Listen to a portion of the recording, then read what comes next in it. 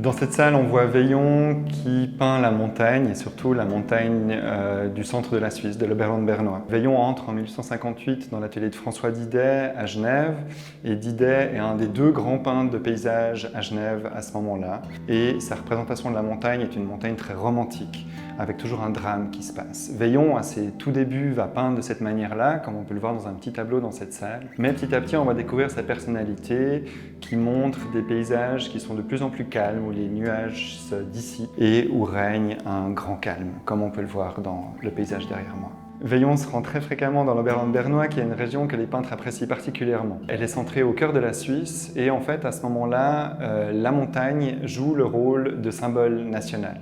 La Suisse a besoin de symboles à ce moment-là, puisque la Suisse moderne apparaît en 1848 avec la nouvelle constitution de la Suisse. Et ce sont typiquement les montagnes du cœur de la Suisse, justement, qui cristallisent ce symbole à ce moment-là. Mon œuvre coup de cœur dans cette exposition, je dirais que c'est Bord de lac, un tableau qui appartient au Musée d'art et d'histoire de Genève. C'est un petit tableau qui est peint dans le goût de Camille Corot. Camille Corot, il révolutionne la peinture de paysage au milieu du 19e siècle. Il va peindre en extérieur, c'est un des premiers à le faire. Et Veillon va s'en inspirer, et Corot peint aussi dans une manière très intime, c'est-à-dire qu'on sent qu'on est dans un paysage qui est très ramassé, avec une touche floconneuse, et Veillon va peindre de cette manière ce vrai petit bijou.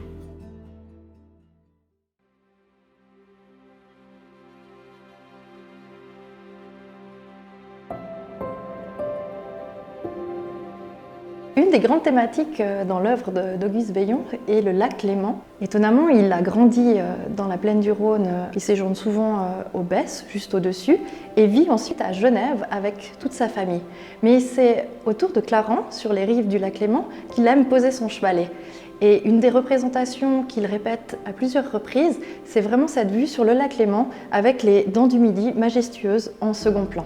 Très souvent, il peint soit la matinée, lorsque la lumière est plus diffuse, ou au coucher du soleil, ce qui donne cette palette très particulière à Auguste Veillon, dans des tons plus doux, où le noir n'existe pas.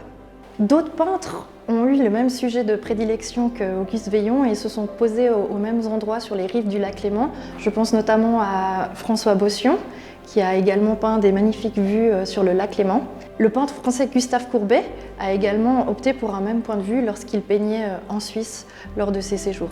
On retrouve très peu de figurines principales dans l'œuvre d'Auguste Veillon. Ce sont plutôt des petites figures qui vont apparaître de ci, de là, comme des lavandières ou des pêcheurs. Un autre motif qui est récurrent chez Auguste Veillon, ce sont les bateaux avec leurs voiles latines. Et elles font aussi pendant au felouk que l'on retrouve sur ses œuvres orientalistes sur le Nil. Alors s'il est un des sujets de prédilection d'Auguste Veillon dans sa peinture, c'est bien les lacs.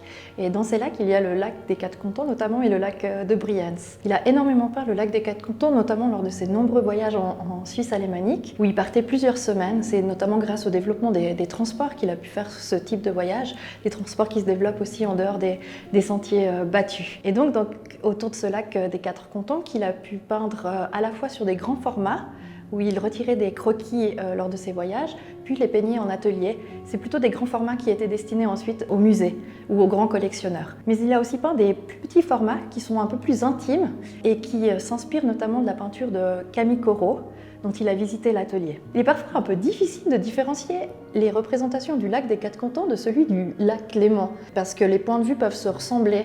Et il y a une petite anecdote qui peut aider et qui facilite l'appréciation du tableau. Sur le lac Léman, toutes les voiles sont latines, elles sont donc triangles, alors que sur le lac des Quatre Cantons, les voiles sont carrées.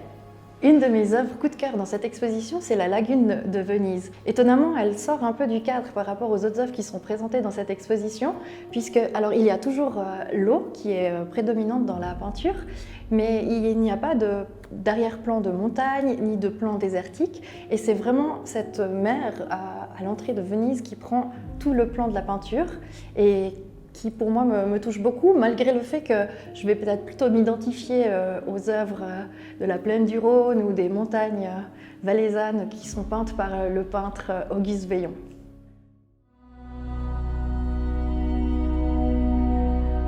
Alors on est ici dans une salle qui est consacrée au marché de l'art et le but pour nous c'était d'évoquer une exposition du 19e siècle avec une couleur différente, un rouge pompéien bien dense sur les murs et un accrochage cadre à cadre comme on le faisait au 19e siècle. Le marché de l'art au 19e siècle en Suisse n'est pas très riche.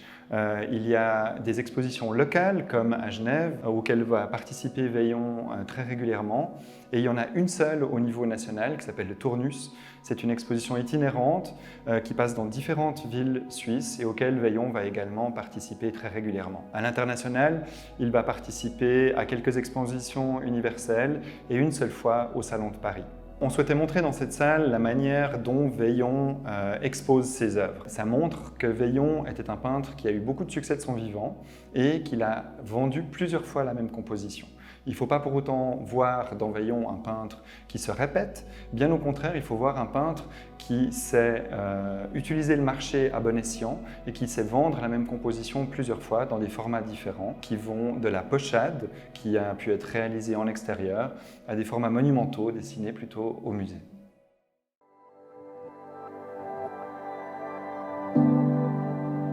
Veillon fait indéniablement partie du courant orientaliste. Ce courant, il couvre le XIXe siècle et il a vu un véritable engouement des pays occidentaux vis-à-vis de l'Orient. Et Veillon, lui aussi, s'est déplacé sur l'Orient puisqu'il a été 3 fois en Égypte, 2 fois en Terre Sainte, qu'il a arpenté la Syrie, qu'il est rentré par Constantinople et Athènes, en étant allé auparavant encore en Tunisie. Peut-être qu'il faut rappeler que le père du jeune peintre Veillon, qui était un notaire assez sévère de la petite ville de B, a catégoriquement refusé que son fils commence une carrière artistique alors qu'il dessinait déjà très bien. Il voulait en faire un pasteur et donc Veillon a dû, 4 ans durant, faire ses études de théologie à l'Académie de Lausanne. Mais il est resté néanmoins, malgré cette expérience un peu difficile de sa jeunesse, il est resté extrêmement croyant. Et on remarque dans l'œuvre orientaliste de Veillon une tendance biblique là où ses contemporains sont plutôt dans la sensualité orientale. Et on le voit très bien dans la dernière salle de l'exposition où il représente des scènes bibliques, mais il me semble que dans l'entier de son inspiration, aussi bien helvétique que orientale, cet aspect calme, cette sérénité parle d'un homme qui était au clair avec ses croyances. Il se trouve que Veillon est un peintre de l'horizontalité. Veillon aime l'horizontalité. À l'intérieur de ses tableaux déjà horizontaux, il retrace des lignes horizontales d'eau, de terre, en laissant souvent beaucoup de place au ciel. Dans cette horizontalité, il utilise les arbres, il utilise aussi les barques sur les lacs helvétiques, il utilise les felouks, bien sûr en Orient, pour poser une verticalité relativement nécessaire dans cette horizontalité, mais souvent, très souvent, il s'en dispense. Et le tableau reste dans un calme horizontal absolument parfait, avec à peine quelques éléments qui surgissent sur la ligne d'horizon. Quelle est votre œuvre coup de cœur dans cette exposition, Madame Mitton ? J'aime beaucoup le seul tableau vertical de l'exposition, qui représente une maison au bord du Nil avec des felouks. Je ne le connaissais pas, c'est-à-dire que je ne l'avais jamais vu. Je l'avais vu en photo, mais jamais vu, et la photo était sombre. Et quand on le voit pour de vrai, il est absolument magnifique. Et sa composition détonne dans l'œuvre de Veillon.